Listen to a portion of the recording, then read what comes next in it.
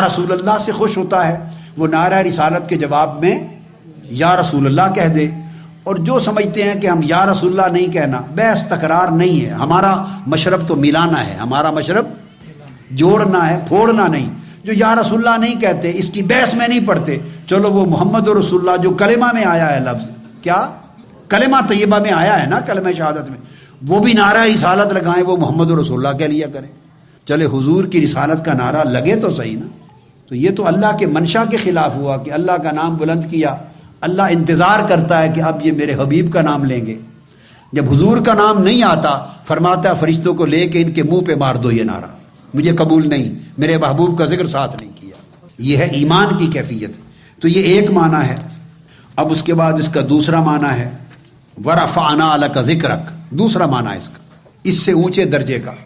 اسے امام ابن عطا اور امام جعفر الصادق نے بیان کیا دوسرا معنی، اور وہ یہ ہے کہ جعلتک ذکرم من ذکری فمن ذاکرک ذاکرنی۔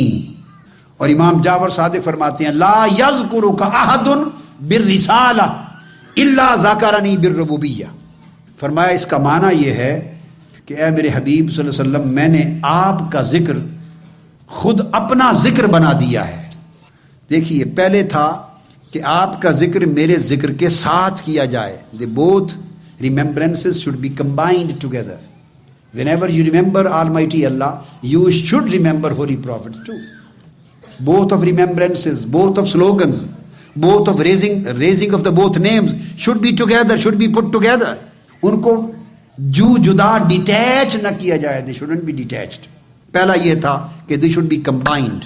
اب دوسرا معنی کمبینیشن کا نہیں ہے کہ both remembrances should be combined, should be together، یہ نہیں ہے۔ اب دوسرا معنی یہ ہے جعلتک ذکرم من ذکری، اے میرے حبیب میں نے آپ کے ذکر کو ہی اپنا ذکر بنا دیا ہے۔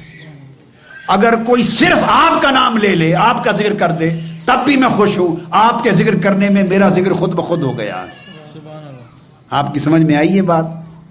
یہ حضور کے درجے کو، عظمت کو اور اونچا کر دیا۔ پہلے تھا کہ میں تب خوش ہوتا ہوں کہ جہاں میرا ذکر ہو تو میرے حبیب کا ذکر بھی ساتھ ہو، چھوڑا نہ جائے حبیب کے ذکر کو۔ اب فرمایا جو اس مقام کو پالے اور ایمان کا درجہ اور بلند کرنا چاہے تو فرمایا میری خوشی اس سے بھی زیادہ یہ ہے کہ حبیب آپ کے ذکر کو میں نے اپنا ذکر ڈکلیئر کر دیا ہے۔ کوئی شخص اگر صرف آپ کا ذکر کرے تو اس کے نامہ اعمال میں یہ لکھا جائے گا کہ اس نے آپ کا بھی کیا اور میرا بھی ذکر کیا۔ آپ کے ذکر کو میں نے اپنا ذکر بنا دیا ہے۔ یعنی کوئی شخص حضور اسلام کی نعت پڑھے، نعت، تو گویا اس کو درجہ اور ثواب یہ ملے گا کہ اس نے حضور کی نعت بھی پڑھی اور اللہ کی حمد بھی پڑھی، کیونکہ حضور کی نعت خود اللہ کی حمد ہے۔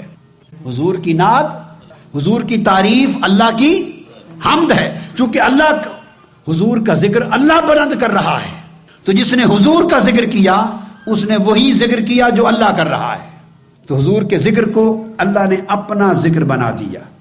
یوں نہیں کہا، اس کے برعکس نہیں کہا کہ جو میرا ذکر کرے اس نے آپ کا ذکر کر لیا، یوں نہیں کہا، بلکہ کہا فمن ذاکرک ذاکرنی، جو آپ کا ذکر کرے اس نے گویا میرا ہی ذکر کر لیا، یہ فرمایا۔ اس کے برعکس آن ادر ہینڈ یہ نہیں فرمایا کہ جو میرا ذکر کرے گویا اس نے آپ کا ذکر کر لیا، یہ نہیں فرمایا۔ یہ تو لوگوں کو چھوٹ مل جائے گی، میرا ذکر کریں گے آپ کا نہیں کریں گے، تو فرمایا نہیں، اس طرف ہے جو آپ کا ذکر کرے اس نے میرا ذکر کر لیا۔ تو حضور السلام کے ذکر کو اللہ نے اپنا محبوب ذکر بنا دیا، اپنا محبوب ذکر بنا دیا۔ اور پھر اس کے اندر ایک تیسرا معنی ہے، اور وہ تیسرا معنی یہ ہے، یہاں تک تھا، پہلے تھا کہ اللہ نے اپنے اور اپنے حبیب کے دونوں ذکر اکٹھے کر دیے۔ اب دوسرا معنی یہ ہے کہ حضور کے ذکر کو اللہ نے اپنا ذکر بنا دیا۔ اب تیسرا معنی یہ ہے کہ وہاں ذکر حضور کا اللہ کا ذکر بن گیا تھا، اب تیسرے معنی میں اللہ تعالیٰ نے حضور کی نسبتوں کو اپنی نسبت ڈکلیئر کر دیا۔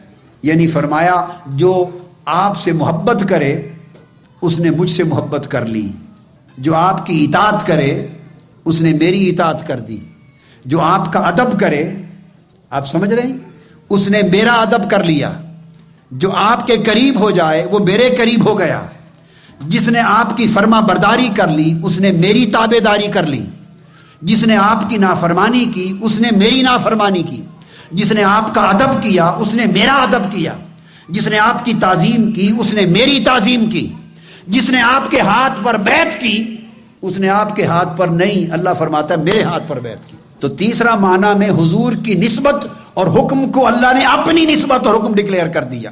فرمایا ان الذین، بیعت رضوان جو حدیبیہ کے موقع پر ہوئی، 1400-1500 صحابہ نے بیعت کی، فرمایا ان الذین یبایعونک انما یبایعون اللہ، جو آپ کے ہاتھ پر بیعت کر رہے ہیں وہ اللہ کے ہاتھ پر بیعت کر رہے ہیں۔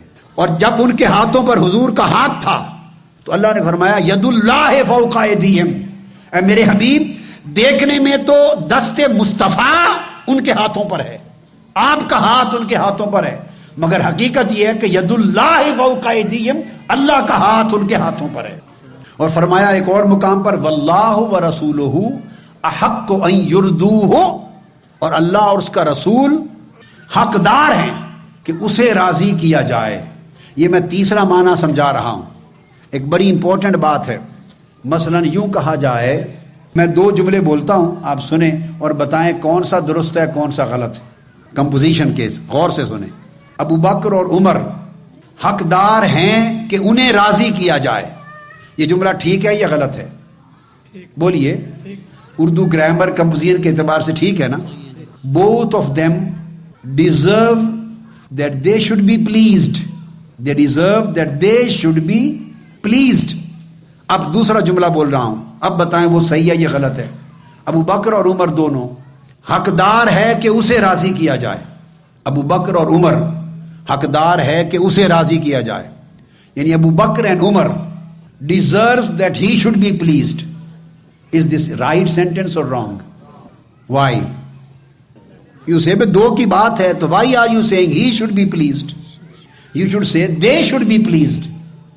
آپ کو کہنا چاہیے انہیں راضی کیا جائے، اور آپ کہہ رہے ہیں اسے راضی کیا جائے، اسے تو ایک کے لیے ہوتا ہے، اور جب 2 ہوں تو then you should say they should be pleased، انہیں راضی کیا جائے۔ بڑی ایزلی سمجھ آ گئی۔ اب come to the Holy Quran۔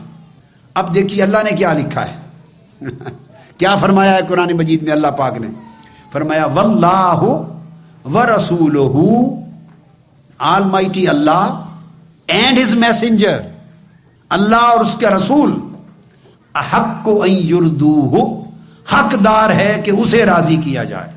یہ قرآن ہے، یہ قرآن ہے۔ تو بولیے قرآن میں اللہ نے غلط فرمایا یا صحیح فرمایا؟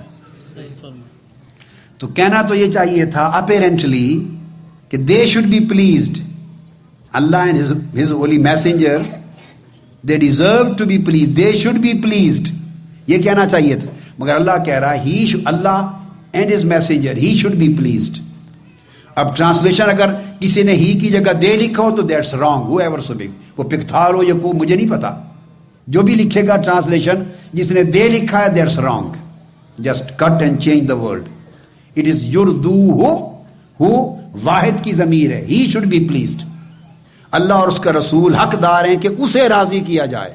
اب آپ دیکھیے نام 2 کا ہے اور ضمیر بولیے 1 کی ہے، یہ تیسرا معنی ہے۔ اس لیے باری تعالیٰ یہ تو یہ کیوں نہیں فرمایا کہ انہیں راضی کیا جائے؟ اللہ پاک نے فرمایا اس لیے کہ یہ سب کوئی جانتا ہے کہ میں خدا خدا ہے اور مصطفیٰ مصطفیٰ ہے، میں رسول نہیں ہوں اور رسول خدا نہیں ہے، ہم تو 2 ہیں۔ مگر اگلی بات جو میں کنوے کرنا چاہتا ہوں، کمیونیکیٹ کرنا چاہتا ہوں لوگوں کے ذہنوں میں، اور I want them to understand this reality, وہ یہ سمجھانا چاہتا ہوں کہ ہم تو 2 ہیں مگر ہماری رضائیں 2 نہیں ہیں، رضا 1 ہے۔ واہ، ہم 2 ہیں مگر رضا 1 ہے۔